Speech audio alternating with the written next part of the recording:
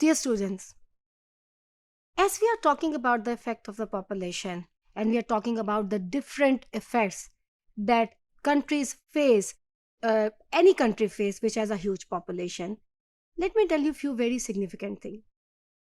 We all understand the pivotal fact that her state कोशिश यही करती है कि वहाँ के जो लोग हैं उनकी फलाह बहबूद, उनके अच्छे लिविंग स्टैंडर्ड के लिए खर्च करें. Every state has its own budget. Every state has its own resources and capacities to spend on the welfare of the people, at least to give its people the basic necessities of the life that includes education, housing, and medical aid. India एक बड़ा मुल्क है. अगर एक मिसाल के तौर पे मैंने यहाँ पे इंडिया को कोट किया हुआ है, India is the second populated country of the world और प्रिडिक्शंस हैं कि ये चाइना को सरपास कर देगा और ये दुनिया का एक बड़ा मुल्क बन जाएगा कुछ ही दिनों के अंदर. इतनी ज़्यादा वहाँ पे पॉपुलेशन है और इंडिया की जो ग्राउंड रियलिटीज़ हैं वो हमसे किसी भी सूरत मुख्तलिफ नहीं है.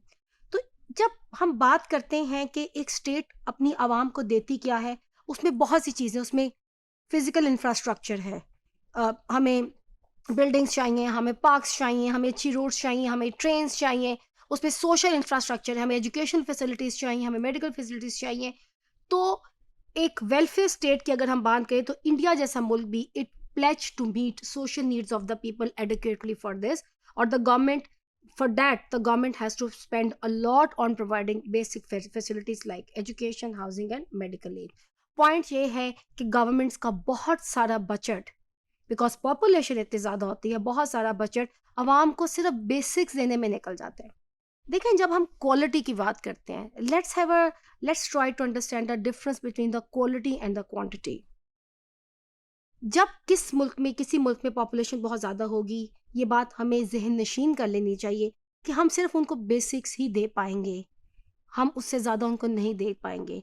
तो हमारी क्वांटिटी तो बढ़ गई है लेकिन हम क्वालिटी के ऊपर वो कंट्री कॉम्प्रोमाइज़ करेगी. मे बी वहाँ पे वो ह्यूमन रिसोर्स इतनी स्ट्रॉन्ग ना हो पाए बिकॉज उन स्कार्सिटी रहेगी एक अच्छी एजुकेशन की, एक अच्छे लाइफस्टाइल की, एक अच्छा ह्यूमन बीइंग होने की, एक लिविंग स्टैंडर्ड को लोग वहाँ पे नहीं पहुँच पाएंगे. इसकी वजह से वहाँ पे आपको क्वांटिटी तो बहुत भी लेकिन क्वालिटी आपको वहाँ के लोगों के अंदर, वहाँ की पॉपुलेशन के अंदर नहीं मिलेगी.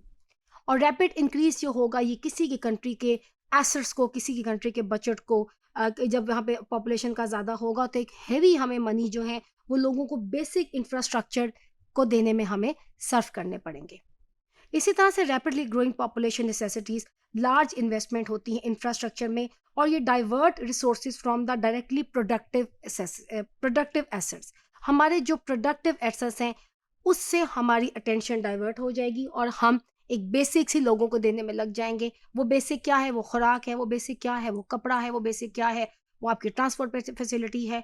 उससे भी बड़ी बड़ी बेसिक हैं एजुकेशन इंस्टीट्यूशन और बहुत अच्छी एजुकेशन इंस्टीट्यूशन, हेल्थ फैसिलिटीज़ और state of the art health facilities. लेकिन वो state of the art health facilities और वो state of the art educational facilities हम due to the scarcity of resources नहीं दे पाएंगे.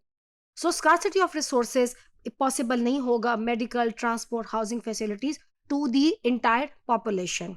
ये एक ट्रेन की पिक्चर जो है ये हमारे सामने है और अगर किसी का इत्तेफाक हो ख़ास तौर पे इंडिया जैसी जगह पे, क्योंकि वहाँ पे बहुत ज़्यादा मेट्रोपॉलिटन जिनके बड़े शहर हैं वहाँ पे लोग ट्रेन के ज़रिए कम्यूटिंग जो है वो करते हैं, तो it is impossible to get a seat in the train और लोग वहाँ पे बुरी तरह से, आप कह लीजिए कि एक बड़ी डेंजरस कंडीशंस में वहाँ पे सवार होकर अपने इस मंजिल को जो है वो पहुँच पाते हैं.